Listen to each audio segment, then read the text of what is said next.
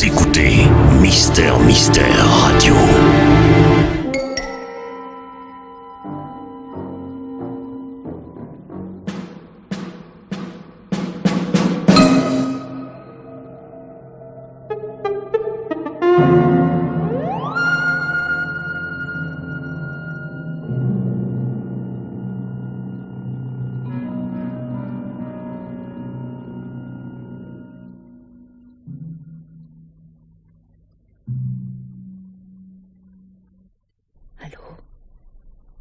Allô, Béatrice. C'est moi, Nadia. Non, impossible de parler plus fort. J'ai peur, Béatrice, j'ai si peur. Fais quelque chose, je t'en supplie. On veut me tuer. On me tue. Oh.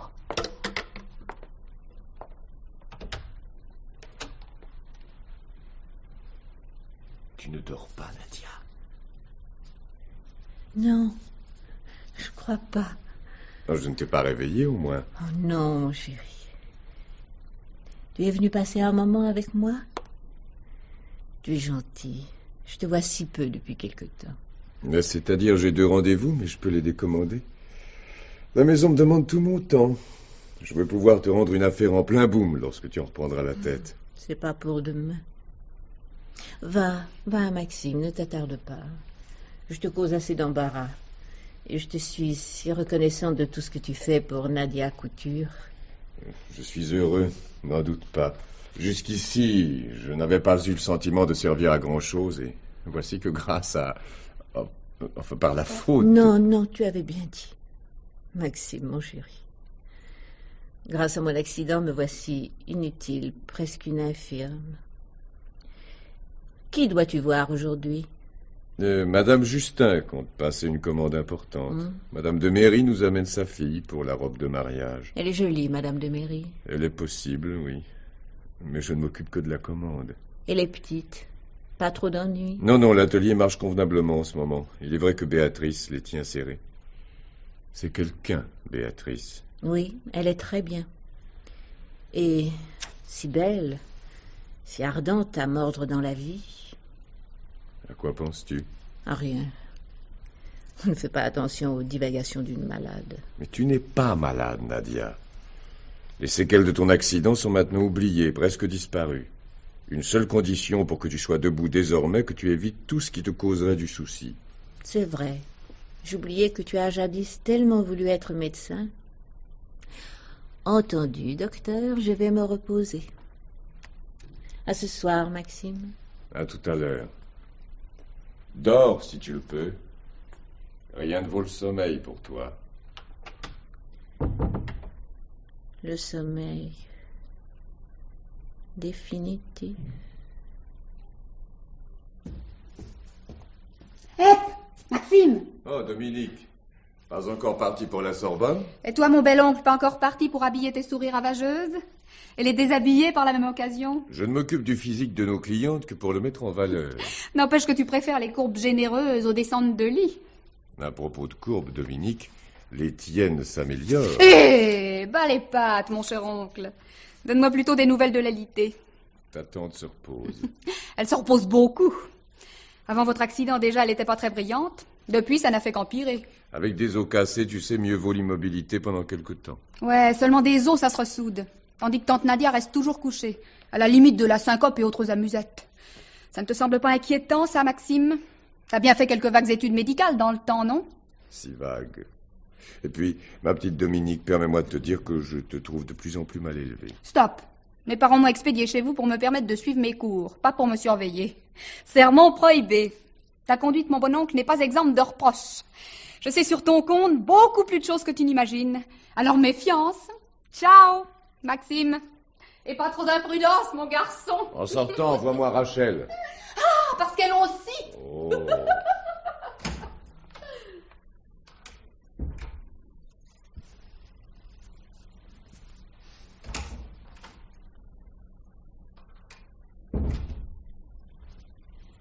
Monsieur m'a fait appeler. Oui, Rachel. Oui, je sors, et si l'on téléphone, dites soit de rappeler plus tard, soit de me demander chez Nadia Couture. Bien, monsieur. Inutile de déranger madame. Comme toujours, monsieur. Je sais. Tu es très intelligente, Rachel. Toi aussi, Maxime, tu es intelligent. Même un peu trop. Ce qui veut dire... Que j'accepte beaucoup. Sauf d'être aveugle. N'oublie pas que je suis l'infirmière de ta femme. Cela me donne certains droits. Ah non, ne fais pas ta mauvaise tête. Je file. Est-ce que monsieur n'est pas inquiet pour madame? Mais non.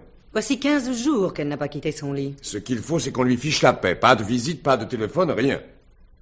Et si elle parle de Nadia Couture, lui répéter que là-bas, tout marche sur des roulettes. Ah, allez ouvrir, Rachel. Je suis sorti, n'est-ce pas?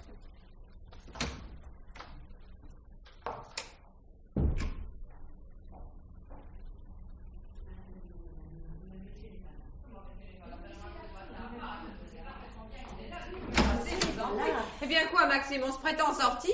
La consigne n'est pas pour moi, tout de même. Que monsieur m'excuse, je n'ai pas pu... Non, merci, Rachel, merci, et laissez-nous. Bien, monsieur. Ah, Béatrice, pourquoi es-tu venue? Pour 2 raisons. D'abord, je suis l'associée de Nadia, ce qui me donne le droit de la tenir au courant de nos affaires. Et ensuite, elle-même m'a téléphoné et demandé de venir. Et c'est mon amie. Tant pis pour Nadia. Elle a besoin de repos, d'ailleurs. Nous partons ensemble, toi et moi, et justement, j'aimerais... Ne sois pas stupide, mon chéri. Mieux vaut que je lui parle, que je la calme. Elle m'a tout l'air de perdre la tête. Oh, si tu l'écoutes... Je la connaissais avant toi, Maxime. Ce n'est pas parce que j'ai été assez folle pour te céder que... Tu regrettes? Non, pas encore, mais ça peut venir. Bon, alors pour l'instant, allons-nous-en ensemble. Maxime, il y a des moments où je me demande si l'accident et puis la maladie de Nadia ne t'ont pas libéré du peu de sens moral qui te restait. Attention, un jour ou l'autre, Don Juan tombe sur un bec. Béatrice, je tiens à toi plus que tu ne penses. C'est-à-dire que tu n'acceptes une rupture que si elle vient de toi. Oh, l'heure arrivera où j'aurai le cran nécessaire. Et maintenant, je vais auprès de Nadia.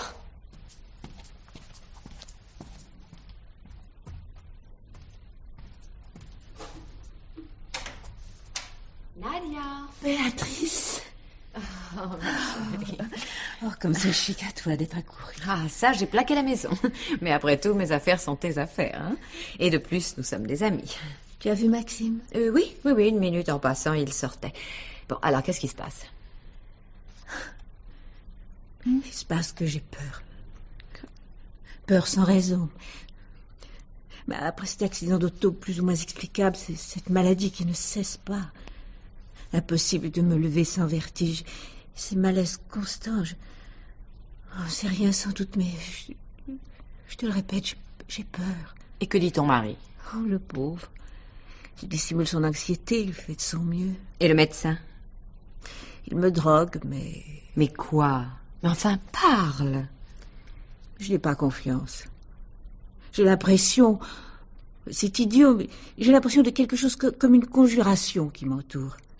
Il me semble que je suis détestée, comme si j'embarrassais quelqu'un. Oh, tu dis des bêtises, oui.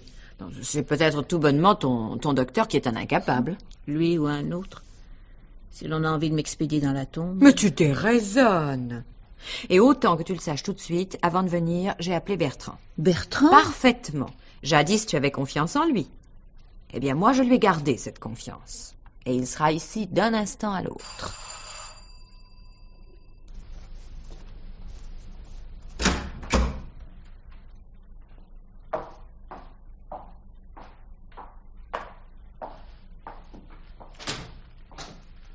Excusez-moi, monsieur est sorti. Mademoiselle, je ne viens pas pour monsieur, mais pour madame. Madame est couchée. Monsieur a recommandé qu'on ne la dérange pas, sous aucun prétexte. Et personne.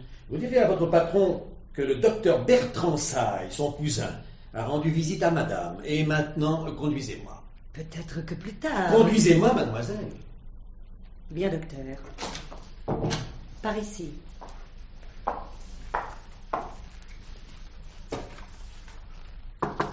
Oui. Madame, le docteur Saille. Bertrand. C'est moi, Nadia. Vous pouvez vous retirer, mademoiselle. Oh, que je suis heureuse de vous voir. Mais moi aussi, Nadia. Je crois que j'aurais préféré vous trouver debout. Merci, Béatrice, de m'avoir appelé. Espérons que vous lui ferez entendre raison. Voyons, qu'y a-t-il, Nadia? Je suis ridicule. C'est-à-dire qu'elle appelle à son secours et qu'elle l'oublie une fois que nous sommes autour d'elle. À moins que ma présence ne te gêne, Nadia. Non, Béatrice, tu le sais. Ce que j'ai, c'est que je suis fatiguée, je prends tout au tragique. Voyez-vous, c'est comme si ma vie s'en allait. Pas de parole définitive, Nadia. Racontez-moi. À condition que ce ne soit pas le médecin qui m'écoute, l'ami seulement. Un très vieil ami. Que j'aurais dû écouter autrefois, oui. Quand on se juge au-dessus de certaines mésaventures, c'est alors qu'il faut redoubler de prudence. Oh, tu vas dire des bêtises, Nadia. Non, Béatrice. J'ai 45 ans. Ma santé n'a jamais ébloui mon entourage. Je ne suis pas sportive. J'aime modérément les parties fines, les soirées terminées à l'aube. Toute chose qui passionne un époux plus jeune, sportif, plein de vie. Vous ne m'apprenez rien, ma pauvre Nadia. Oh, je ne suis pas à plaindre, j'ai eu ma part. Que vous ne soyez pas bâtie à chaud et à sable, soit. Mais je ne vous ai jamais vu aussi mauvaise mine. Et ta voix au téléphone, Nadia, c'était un cri d'angoisse. Vous êtes gentils tous les deux. Béatrice, mon amie. Et vous, Bertrand, qui m'aimiez jadis. Et qui ai bien cru alors que vous alliez vous-même répondre à cet amour. Vous êtes auprès de moi comme devant mon sépulcre. Oh, tu dérailles. Enfin, Bertrand, faites quelque chose. Soit, je vous examine, Nadia. Je ne suis pas malade. Lasse, simplement. Rappelez-vous que j'ai eu cet accident, j'ai bien cru y rester. C'est Maxime, n'est-ce pas, qui conduisait. Et lui n'a rien eu. Parce qu'il a eu de la chance, c'est pas une raison. Que dit-il de votre état? Nous avons commencé la médecine ensemble. Même s'il a lâché les études très vite, il en aura bien gardé quelques rudiments. Alors? Que chez moi tout est affaire d'imagination, que je me soumets à des images de maladies qui freinent ma convalescence d'abord, mon rétablissement maintenant. D'ailleurs, le médecin vient souvent. Chacun peut se tromper. Et puis tant pis pour les règles de la profession. Je ne vous laisserai pas, Nadia, sans être fixé. Écoute-nous, Nadia, écoute Bertrand. Soit. Pour vous faire plaisir à tous les deux, alors.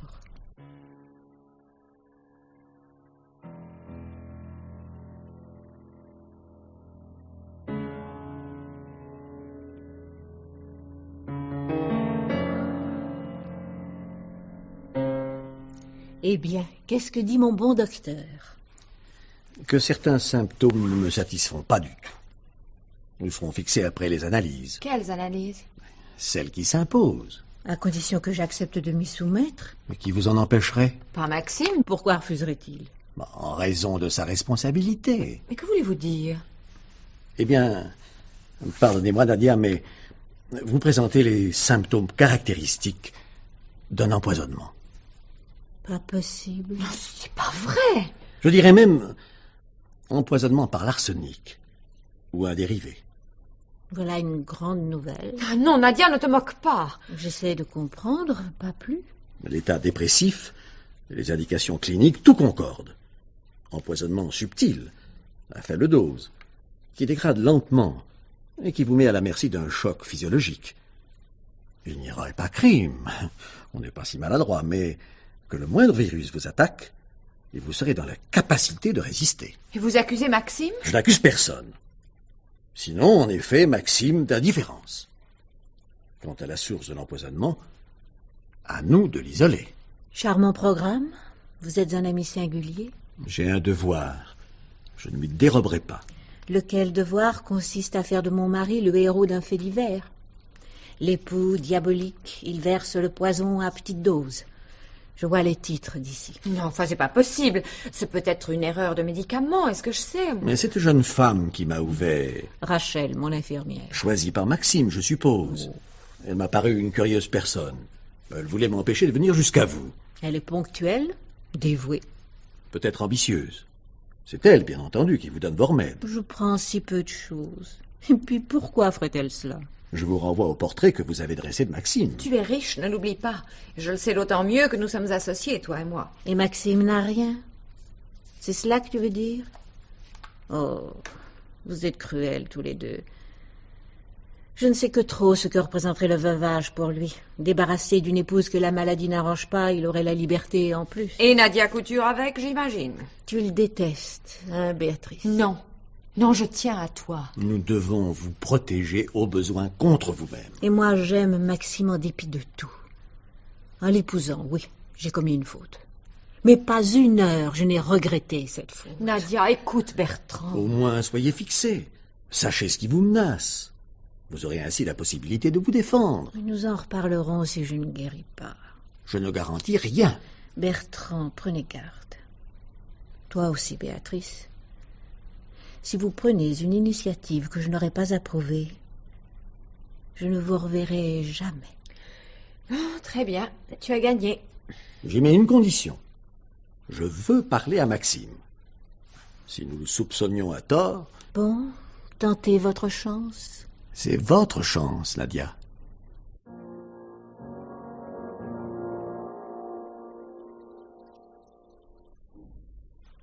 Installe-toi.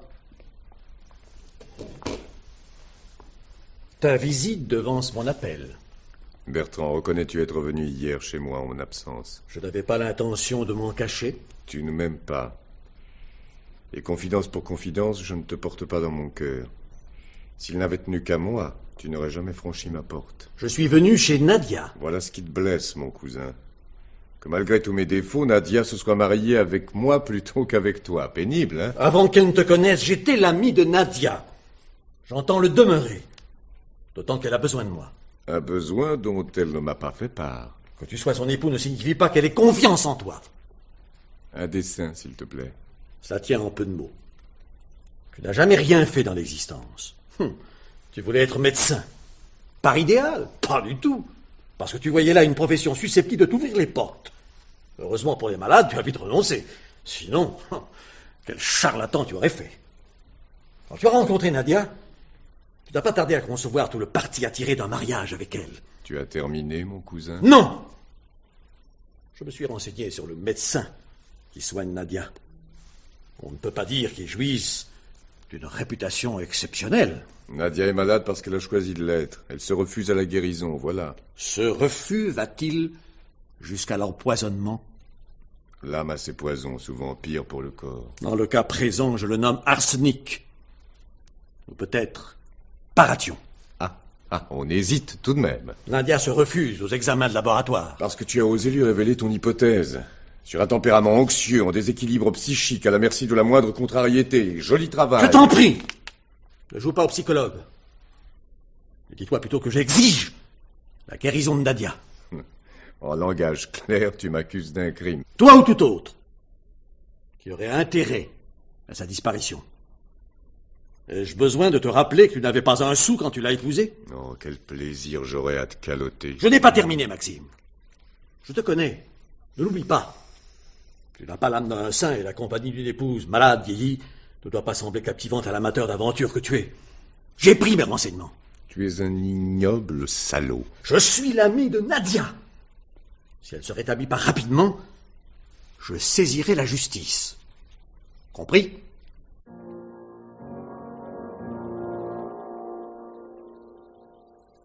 Allô? C'est toi, Béatrice? Oui, Maxime? Oui. Tu étais à la maison quand Bertrand est venu? Que s'est-il passé exactement? C'est ta Rachel, je parie, qui t'a mis au courant. Eh bien, questionne-la. Béatrice, je t'en prie, réponds-moi. À l'instant, Bertrand vient de me menacer. Il paraît connaître beaucoup de choses sur mon ménage, sur ma vie. Et peut-être sur nous deux, Béatrice. Maxime, je t'aime, n'en doute pas. Mais il y a Nadia, et elle doit guérir. Alors ne cache rien. Laisse venir Bertrand, qu'il la soigne. Ce sera mieux ainsi pour toi et pour moi.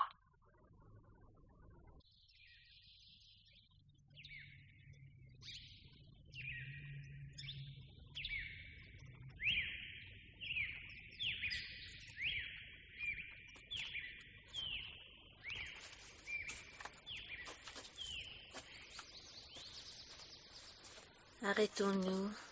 Veux-tu, Maxime? Le temps d'installer ton fauteuil. Merci. Tu n'as pas froid, ma chérie? Non. Tu es gentil. Tu en doutais? Les hommes détestent les femmes malades. Toi en particulier, Maxime, qui a besoin d'une compagne toujours pleine d'entrain. Au lieu de quoi, depuis cet accident, je suis l'éternel couché.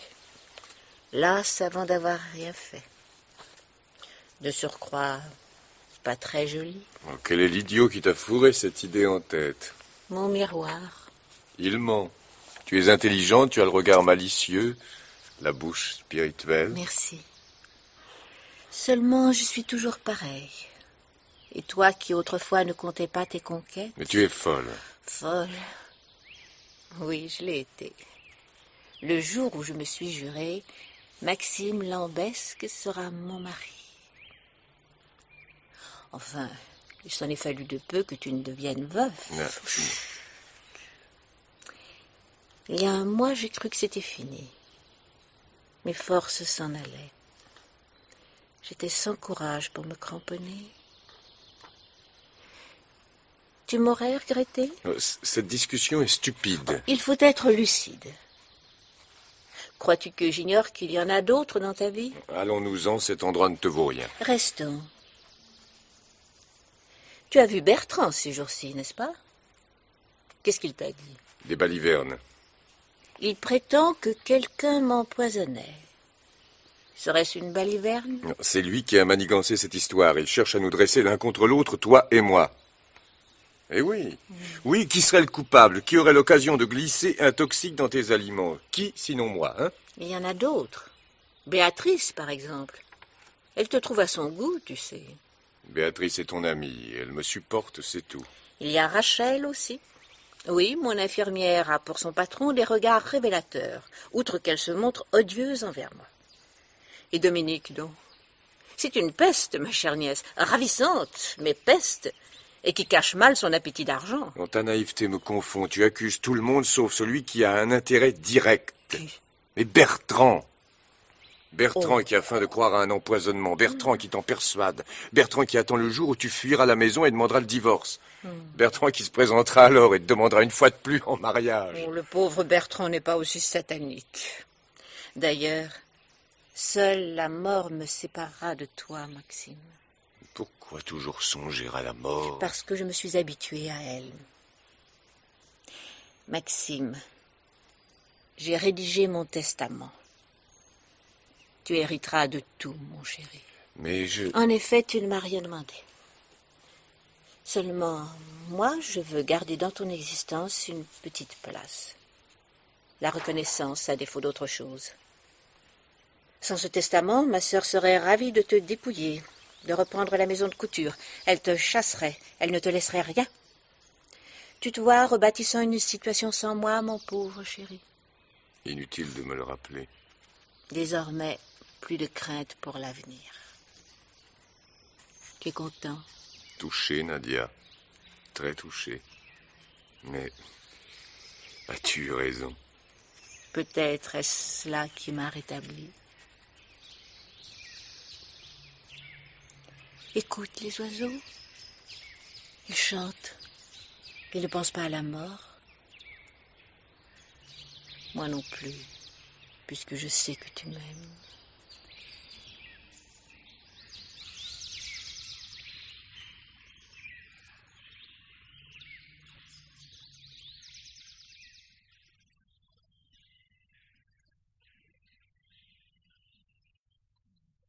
Allô, Bertrand? Oui, c'est Nadia. Venez, je vous en supplie, le plus vite possible. Je suis seule, je vous ouvrirai. Vite. Au secours.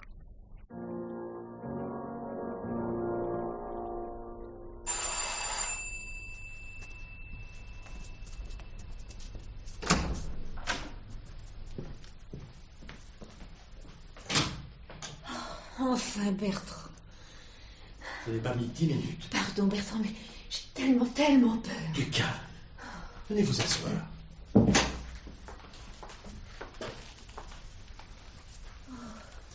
Ne laissez pas vos nerfs prendre le dessus. Calme, mon petit, calme. Merci.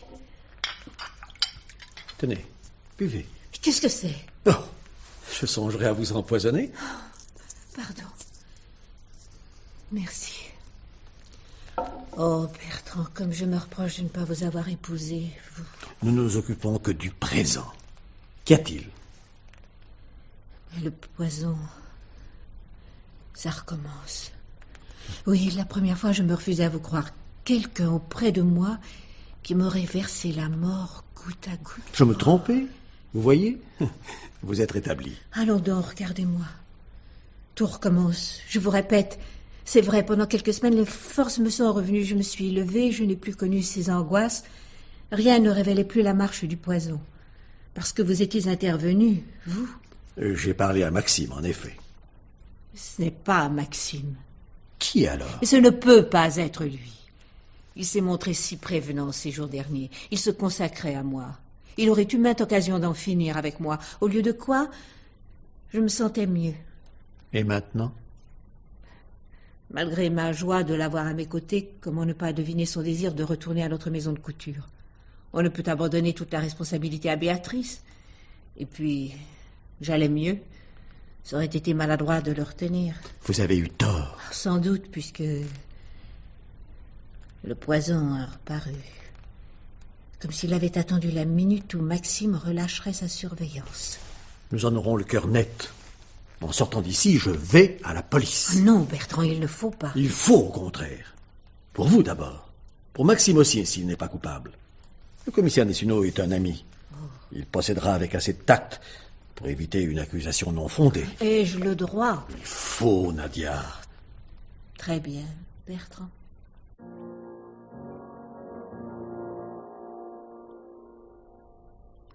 Sommes-nous seuls, madame? Oui, monsieur le commissaire.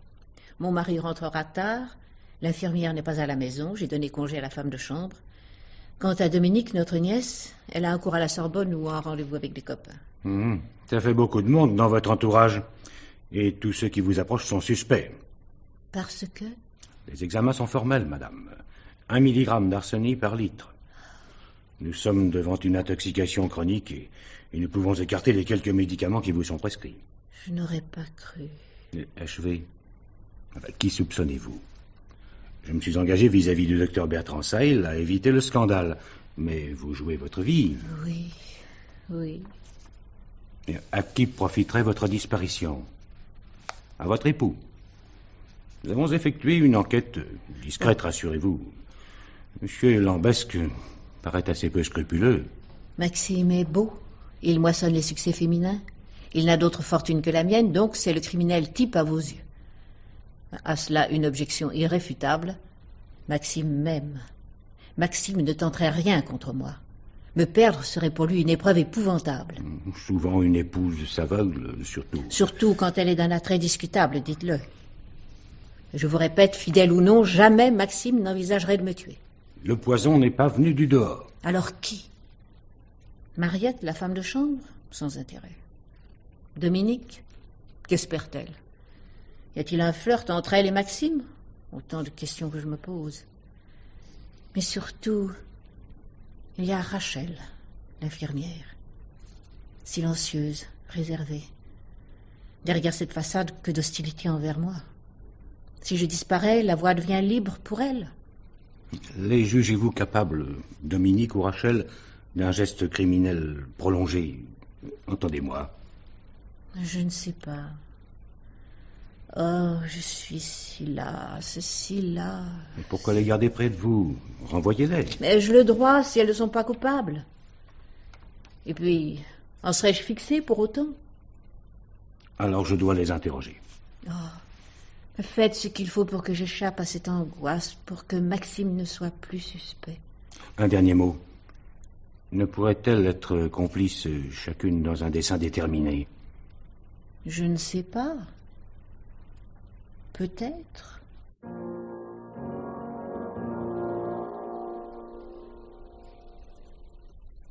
Mademoiselle Dominique Arpin.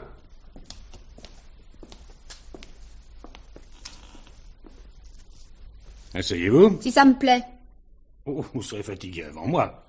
Vargas, tu prends note. Comptez sur moi, patron. Qui c'est celui-là? Mon adjoint, officier de police Vargas. Parce qu'on fait dans le régulier. Vous m'avez convoqué pour affaire me concernant déballer la came. De quoi suis-je accusé? De rien pour l'instant. On bavarde. Il y a des endroits plus agréables. Un bureau de police, ça vous a toujours un parfum de placard. Seuls le sentent ceux qui ont quelque chose à se reprocher. Ça va durer longtemps, notre ping-pong. On vous attend? Un copain ou quelqu'un d'autre? Traduction? Vous avez 20 ans, vous vivez chez M. Lambesque. C'est à ma tante que je dois cette insinuation. Comme chameau, on fait pas mieux. Vous n'aimez pas Madame Lambesque? Nadia! Une vipère! Est-ce un motif pour l'empoisonner? Vous rigolez? Si un chien la mordait, c'est lui qui crèverait. Le laboratoire est formel. Madame Lambesque est victime d'un empoisonnement à petite dose qui remonte à 6 mois environ. Ça alors, j'en suis givrée. Et vous m'accuseriez? J'ai rien d'une Brinvilliers, moi. Et où serait mon intérêt? Je vais vous faire une confidence, jeune Dominique. Les affaires d'empoisonnement sont celles qui nous en causent le plus. Parce que les coupables avouent rarement et que leurs motifs sont plus instinctifs que raisonnés. On verse le poison par revanche secrète, en quelque sorte. Oui, vous n'avez aucune affection pour votre tante. De là l'empoison... Quoique j'en ai eu souvent le désir. Le pauvre vieux Maxime, je le plains. Adoré sur commande. Mais personne ne l'a obligé à adorer votre tante. Et la vie? Ne pas végéter, se faire une situation quand on peut en jouir. La fortune n'a de valeur que si l'on est jeune. Oui, tout et tout de suite. Ça risque de mener loin. Tant d'oseille entre les griffes de la tante, c'est indigne. Sa mort vous rapporterait quoi? Des clous? Donc de toute façon, je ne la pousserai pas de vie à trépas. Changer de coupable. Une dernière question. Monsieur Lambesque, et vous? Non. Possible que j'y ai songé, lui aussi. Mais la chère Nadia l'aurait reniflé illico. Quel scandale! Sans compter que les bons hommes de Carenberge, même très beaux, c'est pas mon genre. Terminé pour la musique? Oui. Cependant, un conseil. Ne jouez pas trop avec le feu. Depuis que j'ai eu mes 15 ans, je sais changer un plomb qui a sauté. Ciao, commissaire! Eh ben, Vargas, qu'est-ce que tu penses de celle-là? Avec ses sauterelles, savoir où l'on va. Sous les excès de langage, et une belle couche de candeur. Alors, patron, innocente? D'un crime, oui. Reste le mari. Madame Lambesque se dit sûre de lui. Dis donc, amène-moi l'infirmière. On va la travailler un peu. Une déposition qui peut tourner à l'interrogatoire. Vu? Oui, patron. Mademoiselle Manceau. Monsieur? Avancez.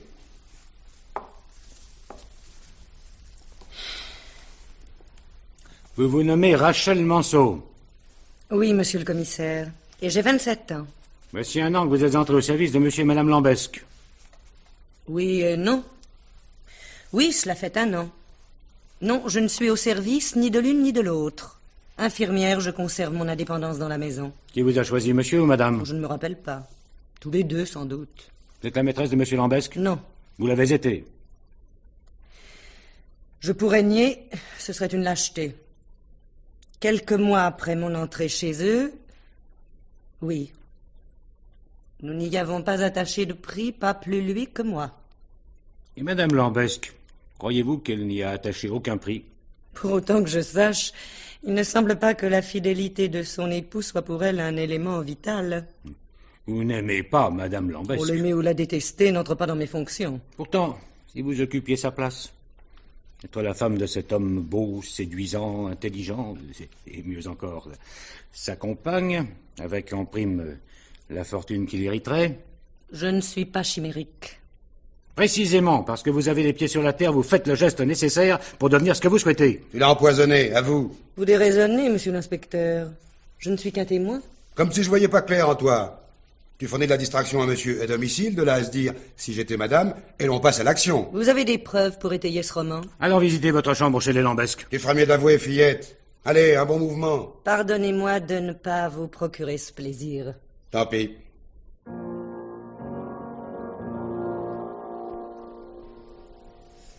Non, non et non, Nadia, je ne peux pas admettre ça. Rachel t'empoisonnant, mais c'est impossible. Comment pourrait-elle? Hélas, elle a tant d'occasions. À la cuisine, lorsqu'elle prépare une tisane, ou en versant le poison directement dans l'une de mes drogues, en échangeant des comprimés. D'ailleurs, le fait est certain, le flacon d'arséniate de plomb dissimulé dans un tiroir de sa table. Mais elle se défend de l'avoir eu en sa possession. Avoue que c'est trop facile. Mais pourquoi aurait-elle fait ça? C'est toi qui le demandes, Maxime? Franchement, est-ce que tu ne t'es pas montré gentil, trop gentil à son égard? Je lui ai témoigné les égards dus à ton infirmière. Maxime, la malportante que je suis n'a pas droit à une jalousie déplacée. Je devine trop ce qui s'est passé pour cette fille. Vivant seule, sans grand avenir, Rachel a vu en toi l'homme qui pourrait lui offrir une autre existence. Pour cela, il lui suffit de me faire disparaître de ton horizon. Mais elle jure, c'est grand Dieu, que c'est faux. Une empoisonneuse n'avoue jamais, m'a dit le commissaire. Mais eût-elle réussi, me vois-tu, moi, lui donner ta place? Non, bien entendu. Mais parce qu'elle te connaît mal, elle. Tu n'irais pas, ayant hérité de moi, t'embarrasser d'une quelconque Rachel. Je ne m'imagine pas la vie sans toi. Mais me tromper à ce point sur le compte de Rachel, moi qui voulais être psychiatre jadis. Tu aurais été malheureux. Il te faut des femmes pleines de vie et de jeunesse autour de toi. Quand présente-t-on la collection? Dans 3 semaines. Et Nadia Couture obtiendra son succès, crois-moi. Pourvu que toi, chérie, tu n'aies pas trop de succès auprès de nos clientes, ni de nos mannequins. Allez, va. Ne t'attarde pas. Nadia, tu penses vraiment que Rachel est coupable? Si elle ne l'est pas, ils la relâcheront vite. Seulement, la question restera entière. Qui veut ma mort?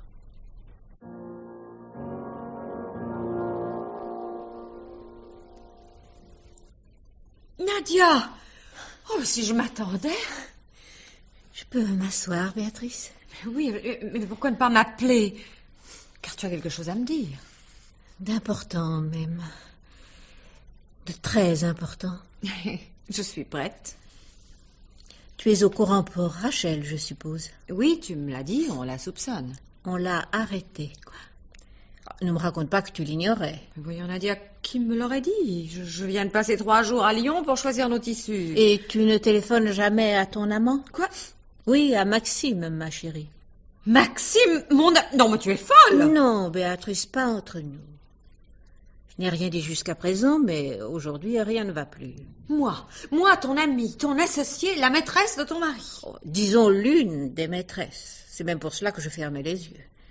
Seulement, les choses deviennent trop graves. C'est aujourd'hui que tu as eu cette idée saugrenue. Voilà donc le motif de ta visite au risque de ta santé. Je suis ici, Béatrice, parce que j'ai la conviction que Rachel est innocente. Qu'elle me déteste, d'accord. Mais elle n'est pas assez idiote pour se lancer dans une aventure sans espoir.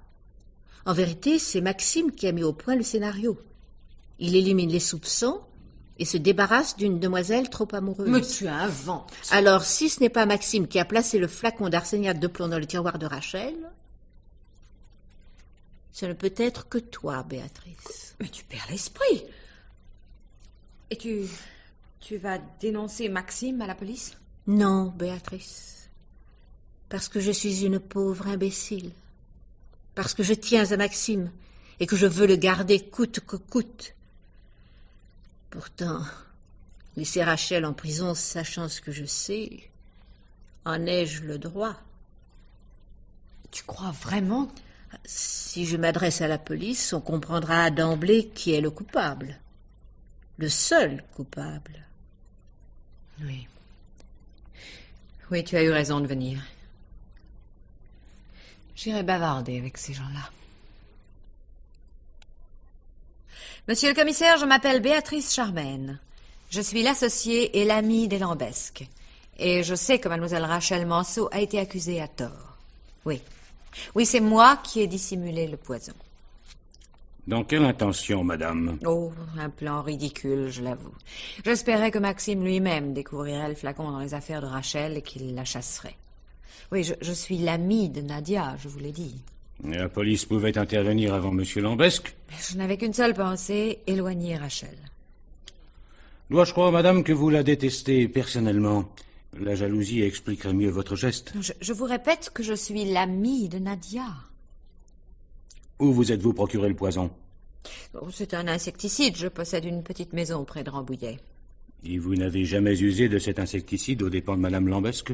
Serais-je venu vous trouver? Admettons. Mais alors qui? Votre amie Nadia est sous le coup d'une menace constante. Qui est le criminel? Sinon le mari. Monsieur le commissaire, inculpez Maxime et vous aurez contre vous une masse de témoignages. Sa femme, moi, tous ceux qui les approchent. L'amour de Maxime pour Nadia ne fait aucun doute. Fort bien, madame, je vous remercie. Mais pesez bien votre responsabilité.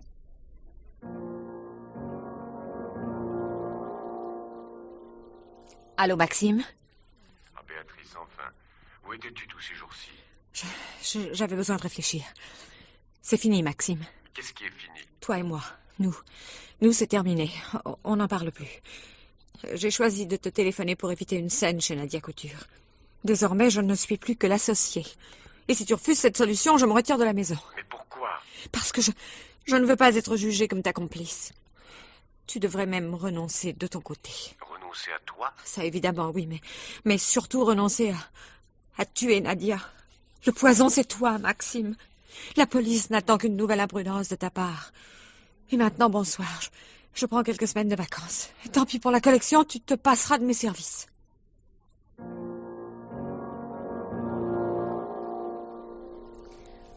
Oh, Maxime, c'est toi? En quel honneur, cette visite. Je voulais te prévenir. Rachel est libérée. On ne la soupçonne plus. Tant mieux. Et qu'est-ce qui les a convaincus de son innocence? Oh, un témoin imprévu, paraît-il. Le commissaire s'est refusé à me fournir des détails. L'essentiel, c'est qu'elle soit libérée. Parfait. Qu'elle s'en aille donc. Ah, Dominique aussi est partie.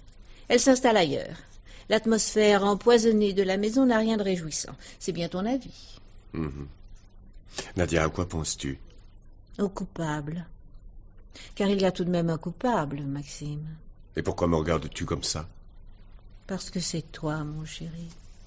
Oui, c'est toi qui me conduisais à petit feu vers la mort. Mais ce n'est pas vrai, tu sais que je t'aime. Nuance. Tu aimes mon argent. L'existence large que nous goûtons ensemble. Ta situation chez Nadia Couture. En un mot, tout ce que je t'ai apporté.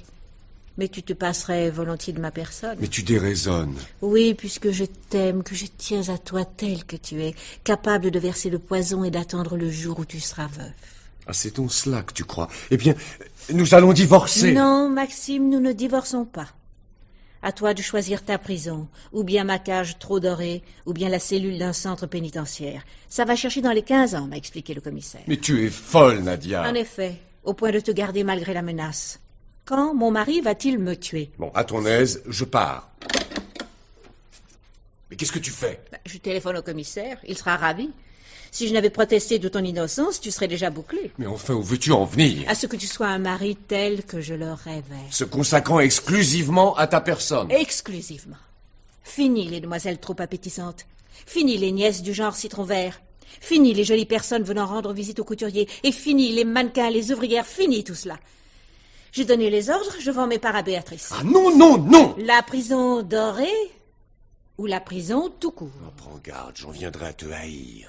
Jamais autant que je me hais pour ma lâcheté. Je te jure, je n'ai jamais rien tenté contre toi. Hélas, monsieur le commissaire, j'ai eu l'imprudence de rédiger un testament en faveur de mon époux. Mais non, non, je n'ai rien fait. À peine s'absentait-il pour quelques jours que la santé me revenait.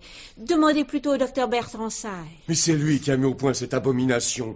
Qu'il ne reparaisse plus jamais ici. Pas plus que Béatrice, entendu. Désormais, nous deux, tout seuls. Oh, je finirai par être le criminel que tu imagines. Je savais que tu avouerais. Je préfère m'en aller, tiens. C'est ça, mon chéri. Tu t'en vas, mais juste le temps d'annuler, d'effacer tout ce qui te séparait de notre vie à deux. Moi, je vais nous réserver des places d'avion. Comme nous allons être heureux. Des voyages, des ciels, des horizons nouveaux. Et ensemble, toujours ensemble. Heureux l'un par l'autre, l'un pour l'autre, sans rien ni personne qui puisse nous séparer. Toi et moi, c'est tout.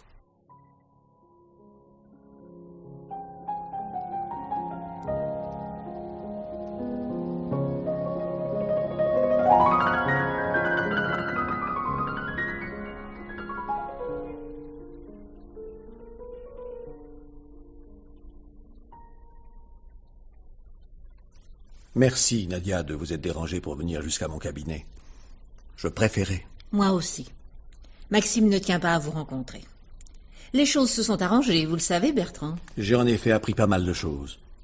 J'en ai deviné d'autres. Nadia, comment avez-vous osé une chose pareille? Est-ce donc un crime de vouloir garder son époux? Au risque de vous tuer, n'est-ce pas? Oui. Oh, je comprends ce qui vous dresse, qui maintenant fait de vous mon ennemi. Comment ai-je eu l'audace de jeter le soupçon sur ceux qui m'entouraient? Jusqu'à faire interroger Dominique, faire arrêter Rachel. Et surtout rendre Maxime suspect au point que la police était prête à le boucler. Hélas, il n'y avait pas d'autre moyen qui puisse le retenir. Le retenir de force? Je sais. Il ne peut plus m'aimer. Il me haïra sans doute. Mais il m'appartient. Il ne sera pas assez courageux pour choisir la pauvreté loin de moi. Cela valait bien que je m'empoisonne à petit feu. Et le prix que je paie n'est pas trop fort. Adieu, Bertrand. Soyez sûr que je serais allé jusqu'au bout, si ça avait été nécessaire.